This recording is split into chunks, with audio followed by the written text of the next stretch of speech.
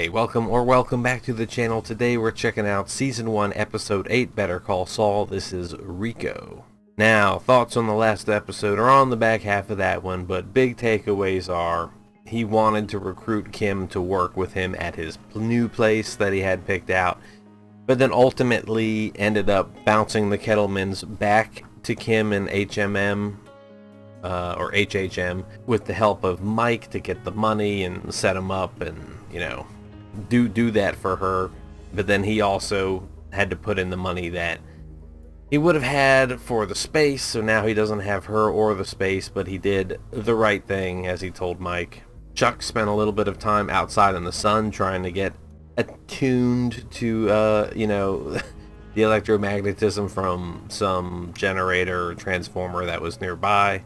And he also has been left some case files to look through and, you know, peek around in. So I think Saul's going to get, or sorry, Jimmy's going to get a little help out of him. Okay, enough of that. Let's get into it. Season 1, Episode 8, RICO.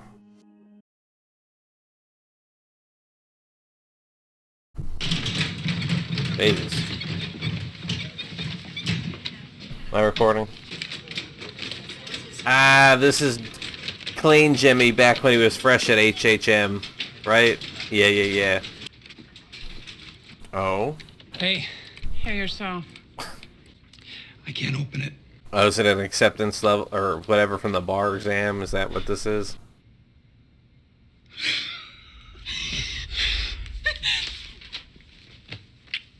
Call to your attention the newly passed environmental impact. Look at our boy Chuck. You passed the bar? Yeah, I did. Failed it the first 2 times, but I guess it's like losing your virginity. 3rd time's the charm. This must have Wait been a minute. year. Are you proud of me? Oh, yes, absolutely. We had to lead him a little bit for that. Consider hiring me. Oh.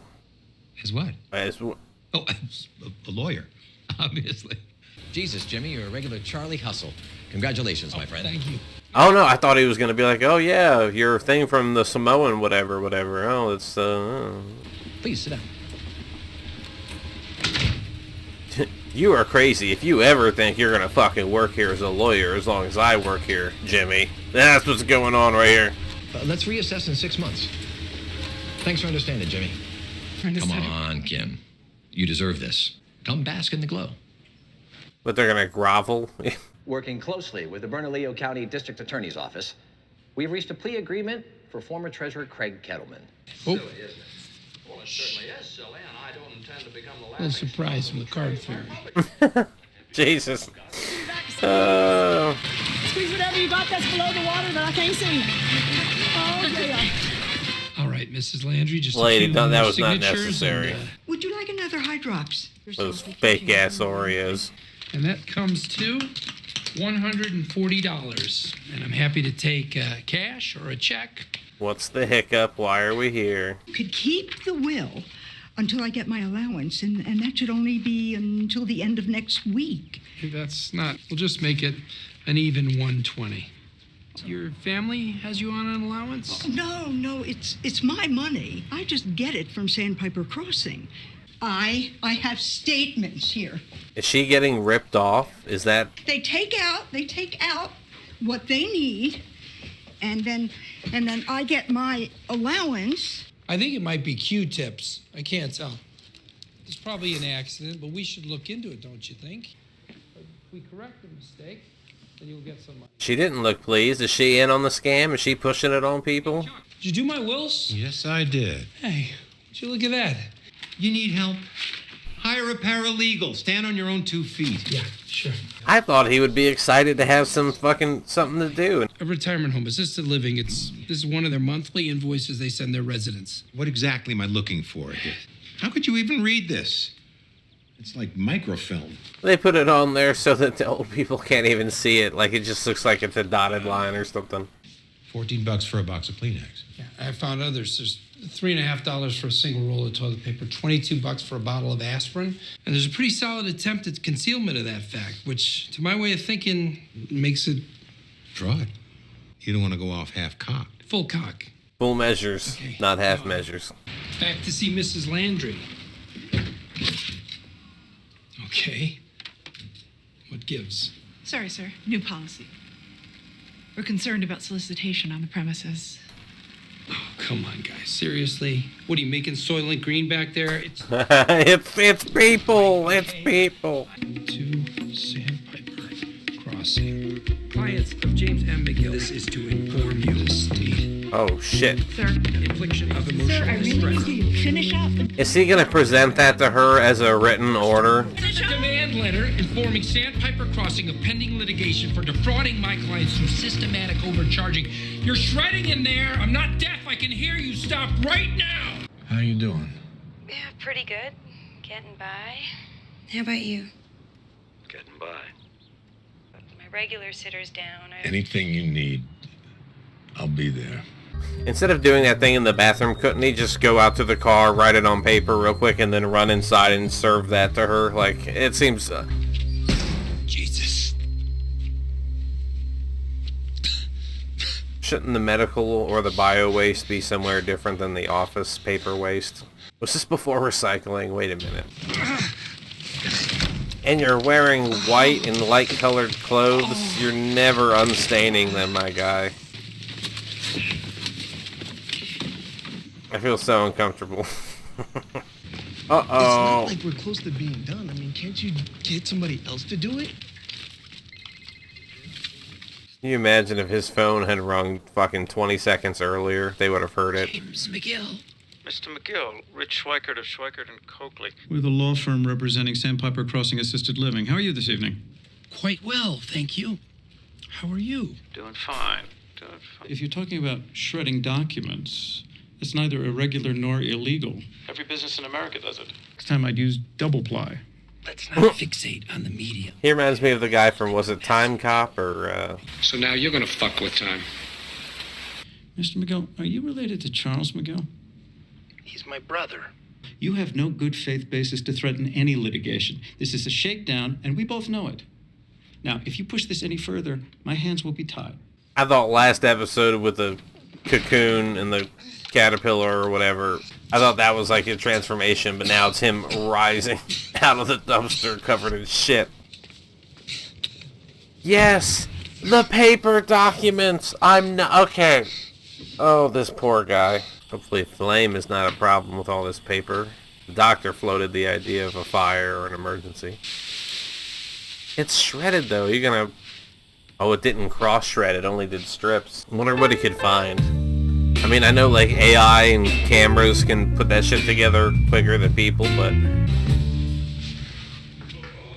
He's still got all those fucking bags to go through. This is ridiculous. Sorry to show up like this. I just needed space to work. They wouldn't let me in, and I could see that they were shredding. I wrote them a demand letter. I gave it to them. You broke into a nursing home? Assisted living. Starts figuring out their little scheme, and suddenly this? No, it's not a coincidence. It's in here. The microphone was balls deep in that mug. The chances, the amount of time it would take to reassemble a sheet of paper, then is that sheet of paper have anything that's even worthwhile or incriminating? And then connecting that to other rejoined sheets of paper. It's ridiculous. Oh, it's Chuck playing with fire? Chuck has flames everywhere. Thank you. This is a huge help. I felt like I was shoveling snow in a blizzard. Well, it gets better. Morrissey Medical Supply, Lincoln, Nebraska. We're working together on this? That's up to you, Jimmy. Okay. I wish I could wake up and all my editing would be done. That'd be great. Kim Wexler. Hey, gorgeous. Oh, man. Sweet talking right out of the gate. You want something. He's not even doing the robot voice. Leave him alone. What, you want me to just read you the head notes or something? No, print it. Full cases, and any cases that cite to those cases. Shepherdized like the wolves at the door. And who do I bill it to? Yeah, that's reels and reels and reams of paper. Okay. What? We're playing sculptor. She's Michelangelina. That's the money that I don't know what I was should do with this. that Maddie had stored away in the... If this money helps you and Kaylee, if it does a single good thing in this world, then you spend every penny. Better just hope the other Philly cops don't sweat her down, or, is Mike gonna have to go to work for Jimmy to help pay for the daughter and the granddaughter? Uh-oh. Hey, Mel, can I call you back? The Sandpiper has landed. Gentlemen, I'm Jimmy McGill. Welcome. Rich Stryker. This is Alvin Reese. Phil Jurgens. Did they ground themselves? Make yourselves comfortable, gentlemen. I don't know if I can do this. Oh, God, he's got stage fright, you poor guy. Look at him. Look at his face. All you gotta do is sit there and look intimidating. Let's go get him. I hope he keeps his shit together. If he walks into the room and then flips. You turned it all antitrust, and the whole thing went away in summary judgment. It was amazing. It was amazing. I figured you'd be arguing in front of the Supreme Court someday. Okay, there's the insult. There it is. That's good to see you. Not being in earnest, but being in like, you could have gone further. All 12 of them, every single one, 5-star rated. You go to any one of them right now, and you know what you'll see? You'll see happy, healthy residents. And some of your clients have, in fact, been overbilled. It's an accounting error. Oh, an accounting error. Let's call it $100,000 even.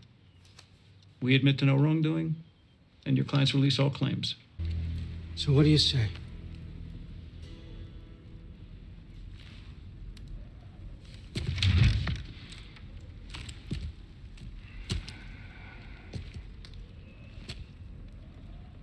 No. It's in their interest to take the money, but is he going to be in the interest of the people? Need to do better than that. Nebraska, although they both begin with the letter N, actually turns out to be a different state than New Mexico.